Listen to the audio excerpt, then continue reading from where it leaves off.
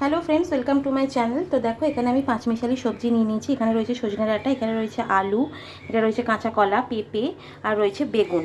তো এইটাকে আমি আজকে সবজি বানাবো, বড়ি দিয়ে তরকারিটা করব। আর এর মধ্যে অল্প পরিমাণে আমি উচ্ছে অ্যাড করব। এটা কিন্তু শুক্তোর মতনই হবে, বাট টেস্টটা কিন্তু শুক্তোর মতন হবে না, কারণ শুক্তোর মধ্যে তো জানোই শুক্তো মশলা পড়ে আর দুধ পড়ে, কিন্তু এটাতে কিন্তু ওই দুটো জিনিস অ্যাড হবে না।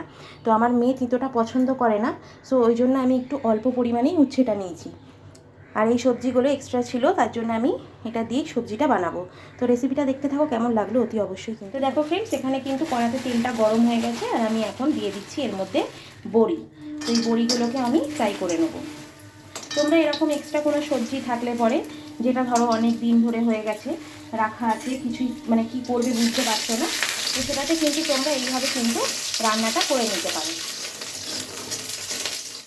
তো দেখো ফ্রেন্ডস, তেলটা কিন্তু গরম হয়ে গেছে, আর এর মধ্যে আমি দিয়ে দিচ্ছি অল্প পরিমাণে জিরে দিয়ে দেবো, দিয়ে ফ্রাই করতে থাকবো। তো আলু দিচ্ছি আমি, দিয়ে দিচ্ছি নুন, দিয়ে দিচ্ছি পেঁপে, এরপর দিচ্ছি কাঁচা কলা, সজনে ডাঁটা। খুব কিন্তু গুঁড়ো মশলা দিয়েই কিন্তু হয়ে যাবে রেসিপিটা। এটার মধ্যে কিন্তু কোনো কিছু মশলা পড়ে না। দিয়ে দিলাম বেগুনগুলো,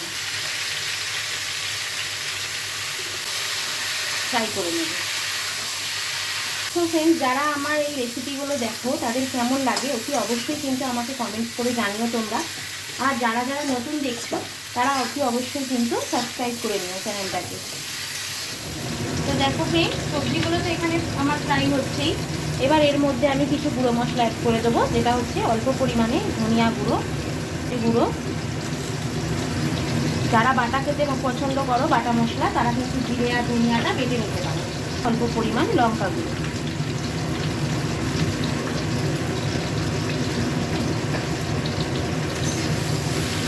দিয়ে আমি আবারও এটাকে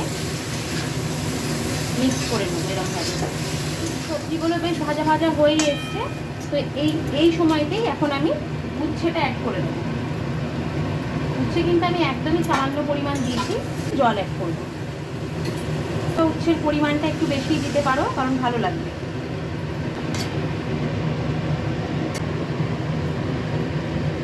কারণ যাতে সবজিগুলো সুন্দরভাবে সিদ্ধ হয়ে যায়। এখন আমি এটা চাপা দিয়ে দেবো। দেখো ফ্রেন্ড, সবজিগুলো তো দেখে বুঝতেই পারছো যে সিদ্ধ হয়ে গেছে সুন্দর। এটার মধ্যে আমি এখন চিরা কাঁচা লঙ্কা অ্যাড করে দেবো, ভেজে রাখা বড়িগুলো।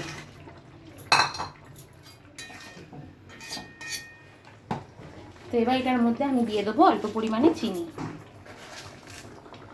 যারা মিষ্টিটা পছন্দ করো না তারা অ্যাভয়েড করে দিতে পারো, বা এটা একটু ঝাল ঝাল মিষ্টি মিষ্টি। তো দেখো ফ্রেন্ডস, সবজিটা কিন্তু আমার প্রায় শেষের দিকে। ধনে পাতা অ্যাড করে দিচ্ছি, ফ্লেভারটা বেশ সুন্দর লাগবে। তো দেখো ফ্রেন্ডস, রেসিপিটা কিন্তু আমার একদমই রেডি।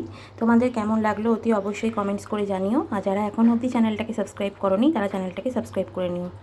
Thank you.